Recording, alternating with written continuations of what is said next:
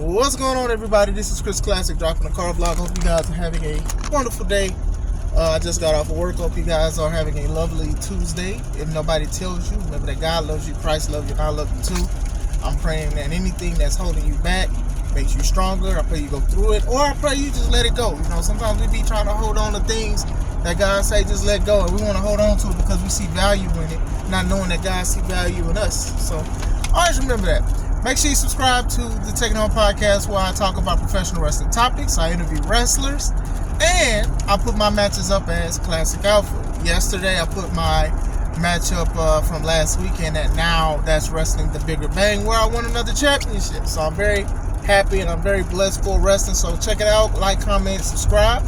Also subscribe to my second YouTube page, the C3 Ultimate Wrestling, me and my wife's professional wrestling company, where we have our next show called Steal the Show, named after our C3 Ultimate Wrestling champion, D'Angelo Steele. I have been dropping match graphics and promos, and I'm going to put who I face on shortly on C3 Ultimate Wrestling. So make sure y'all check that out. I wanted to talk about the Maharaja, Jinder Mahal. Don't hinder the Jinder.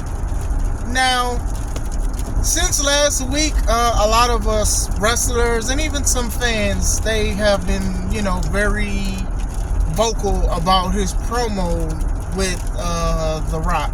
So I also wanted to talk about it because I actually was a fan of Jinder Mahal when he was the WWE champion.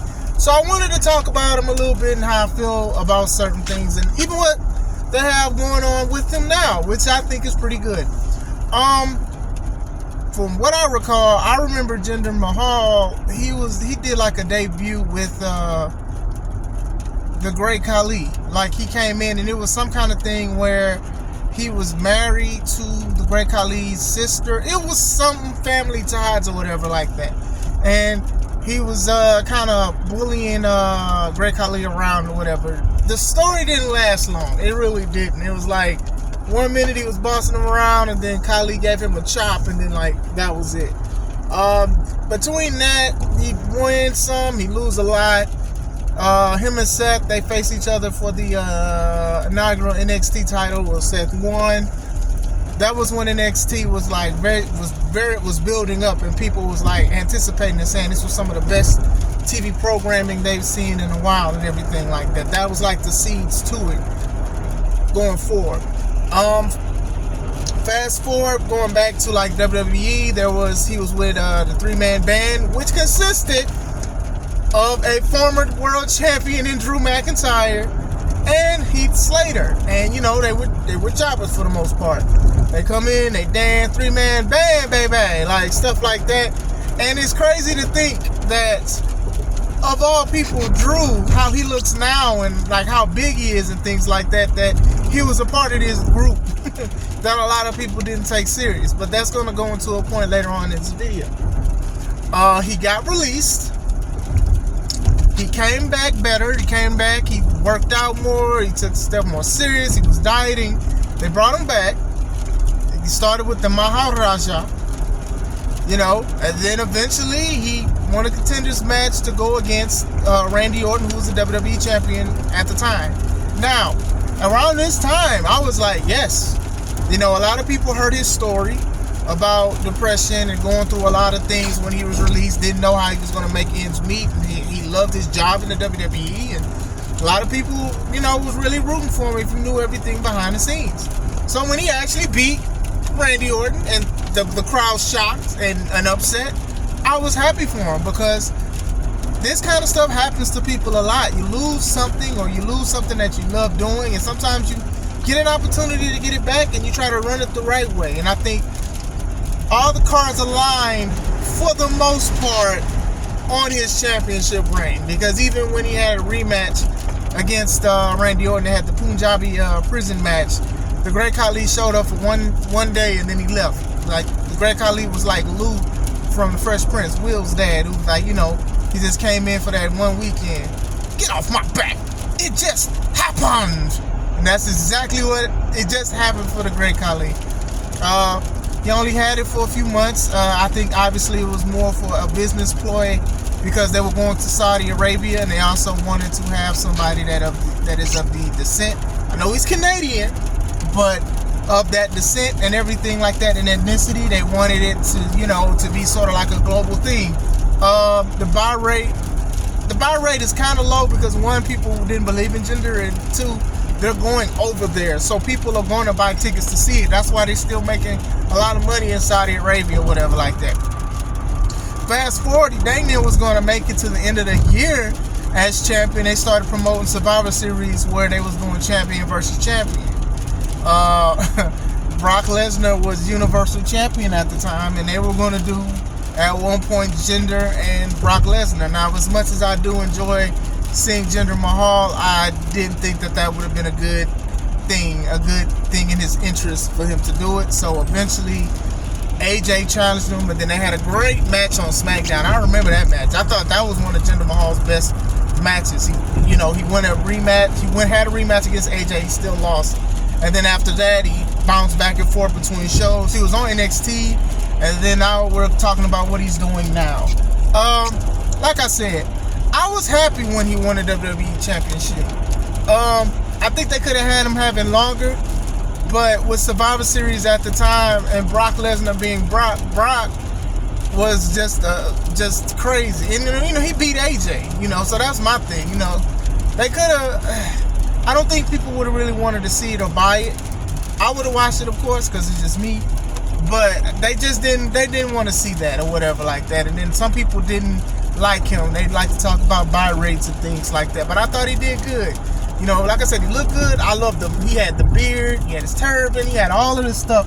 And he was looking like a legit champion. He looked believable. He looked way different from when he first started. When he first started, he had the clean cut, no beard or nothing. But this looked like something that was good. And then I love that he is comfortable on the microphone. That was even when he was calling himself the Maharaja, and he had the Bollywood boys as his henchmen. But even last week when he was doing a thing and before he got eviscerated by The Rock on the microphone, he literally was speaking the national anthem in Punjabi, and the fans obviously didn't know it and was booing him. And he was like, see, y'all booing something y'all sing every day. And I'm like, this is some good stuff.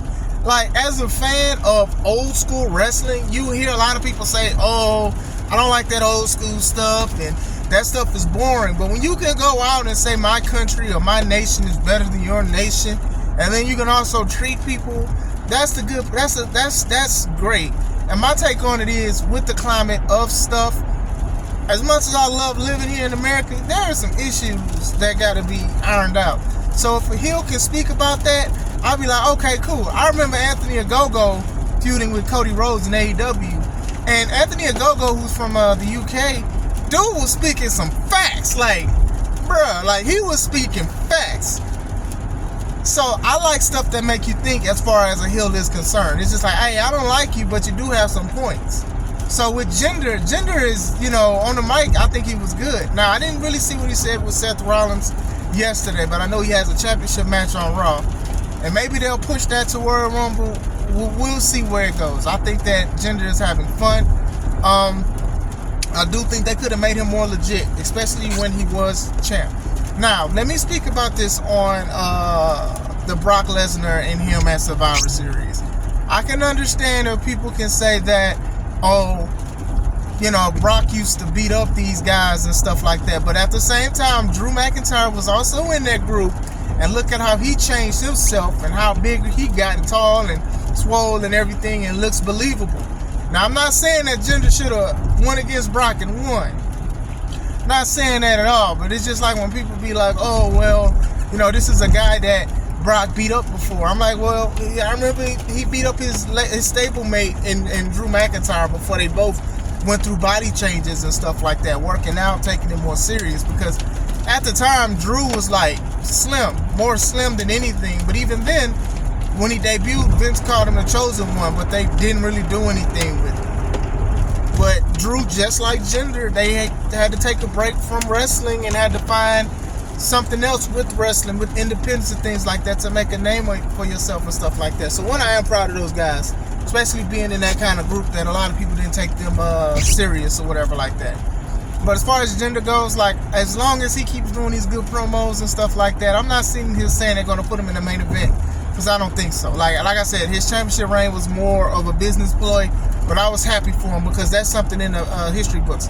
He was the 50th WWE champion. So that number in alone, just half of 100, that's pretty good, and that's pretty dope. So I am proud of him and things like that. And I think whatever he does leading up to with Seth, hopefully it is something that he does get a title match and things like that, because I think he does do a great job. You know, you have a lot of people that think because they're foreign, they can just sit and just say America sucks. But when you can put it all together and get on people's nerves, it works. The Maharaja, that worked to me, or whatever like that. You know, a lot of people just didn't like him because, one, of the foreign stuff, and then how he was portrayed in WWE. That's why people's jaw dropped when he actually beat a Hall of Famer, multiple-time world champion Randy Orton. He beat him twice. Come on, man. I like Jinder. I thought Jinder was pretty good. So I'm curious to see what they're going to do with him. Maybe the promo that he did with The Rock and stuff like that, maybe they was like, hey, you know, we can give him a little more shine or a spotlight or something like that. So we'll see where it goes. But what do you guys think of Jinder, man? Do you like him? Do you think he has more potential, or you think he already hit his peak? Like, what do you guys think? Let me know. I hope you guys having a wonderful day. This is Chris Classic. Let's take it home.